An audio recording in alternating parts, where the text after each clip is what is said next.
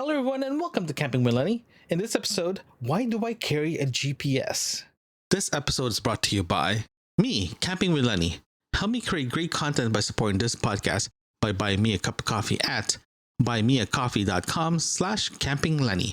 Thanks for your support.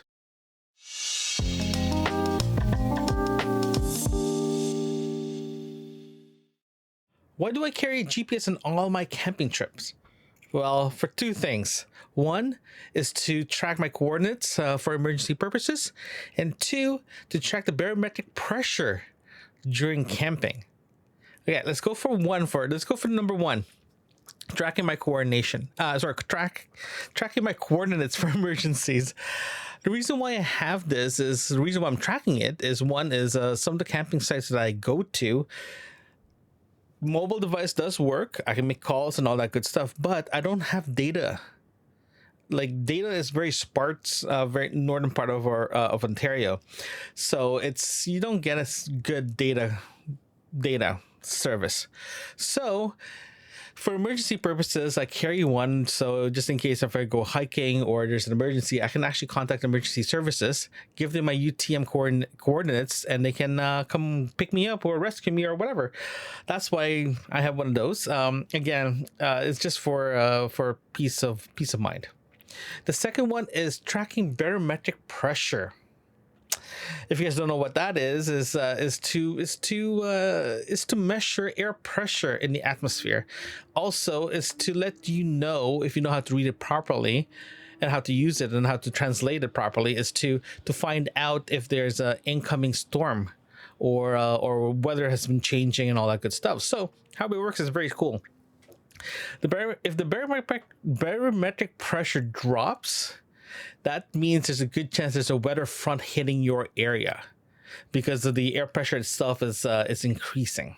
Okay, but if the barometric pressure rises, that means the skies are clear. There's no weather coming in. It's just the air pressure is actually less. So that's how you figure it out. So in other words, you ever had a moment that you got a headache because the weather is changing? That's what it is. The barometric pressure is dropping and the air pressure is just is falling down and just giving you pressure. The air pressure just drops.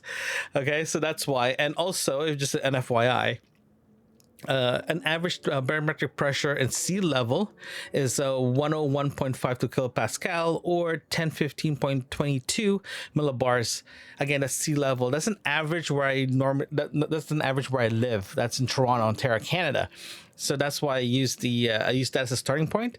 But typically, when I go to the campsite, I actually turn on my GPS and actually check the barometric pressure as a starting point, and I make a note of that.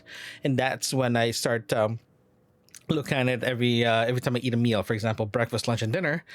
I look at that and say, okay, is there a weather front coming in, or is the pressure's going up? This means it's going to be clear skies, blue skies, all that good stuff, or is there a storm coming in close to me? So that's the best way to for me. That's one of the biggest things I actually use as a GPS, especially if I'm out and about, is to get that data point, right? So now let's talk about the GPS. The GPS I'm using is the Garmin the Garmin ForTrack 601. It is a handheld wrist-mounted GPS. The reason why I got this one is it's designed to give you data. It's to give you exactly what you're looking for. There's no built-in maps in this one. It does two things that's very, very good. One, to give you coordinates, and the other one is to help you track your movement, especially if you're going hiking or if you're going backpacking, especially if you're going if you're going backpacking, camping, and all that good stuff. It's easy for you to have one of those to keep track of you. The reason why I didn't get an InReach from Garmin is it's a yearly cost that you have to incur, right? And it's great. It's exactly the same thing what's doing here. The only difference is the InReach has a map. This one doesn't, right? But if you know where you're going, and you're not planning to go backcountry or going to areas that doesn't have cell signal or anything like that, this system works perfectly. But if you're planning to go backcountry with no cell signal or anything like that, then an inReach system works perfect for you. It does have the same feature as this one has: the barometric pressure, the tracks your coordinates. But the good thing about the inReach is that one press of a button, someone can rescue you, right? But like I mentioned earlier, I have a cell signal.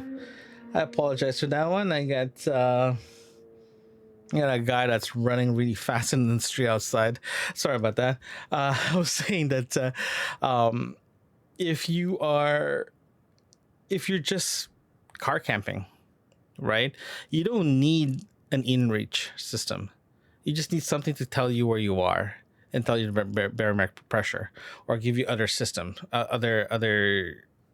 other data points that you want to have. For the in-reach, again, monthly fees or yearly fees. The only difference is you can contact a one press a button, someone contact you, and you have maps. This one doesn't have the maps or a one press button, right? So it's the GPS. It's literally a GPS system without the frills, without the prettiness, without the color screen, with nothing. It's literally just a black and white dot matrix screen, and just give you the information exactly what you're looking for. And it works for me, and I like it. I really do like it. I used to have an eTrax GPS handheld device. It's a great system. The biggest problem I have with that is it's very old. It's almost 10 years. It's 15, almost 20 years old. And it does work, but unfortunately, the only thing it doesn't have, it only uses GPS, and it only uses hold on, let me double check here. It uses GPS. It doesn't have hold on here. Let me double check here. Sorry about that. I thought I had it here. I lost the. Okay, the eTrax one, the original one that I have, it only uses GPS. It's the American Global Positioning System. The 4Track 601, it does GPS. It does GLONASS, and Galileo. Galileo is the European GPS system, and the GLONASS is GLONASS. That's the Russian version of their GPS. Good thing about the Galileo's GPS is it's actually a lot tighter when it's looking for coordinates. Gives you the your exact position. Same thing for the for GLONASS, same thing too. But for the GPS, it's actually, I think it's a little wider, so pinpointing you the exact location is actually a lot harder. So the 4 tracks right now, what I'm using right now is actually I'm using the Galileo as a primary. The rest is GPS and the GLONASS. So it's it gives you a little bit more accuracy. It works very, very well. I have no issues having this so far. The good thing about this one is it does take 2 AAA batteries to work. It doesn't do rechargeable. It doesn't have a built-in rechargeable battery. It does use AAA batteries, so if you are planning to go camping, grab yourself at least 6 rechargeable batteries, and just charge them up before you head out, and just pop them in when you're using them. There's ways you can save battery power in this one. One is is to get rid of the tracking, so it just gives you the coordinates but no tracking. That saves you a lot of battery power. At the same time too, it does have a low power setting, just to clock. That's it. But typically, as soon as I get into the campsite, I turn it on and ready to go. If I'm going to be there for 3 days, I usually replace it just before I go to bed, right, or the first thing in the morning, and I have that ready to go. So it is a very good GPS, and that's the reason why I carry GPS, because 2 main things: one is to track my coordinates, and the other one is to track barometric pressure. So it's a different way to use a GPS. I know it's not your typical way of using it, but if you're planning to go car camping, that's all you need. You don't need anything fancy. This will work perfectly. Thanks, guys.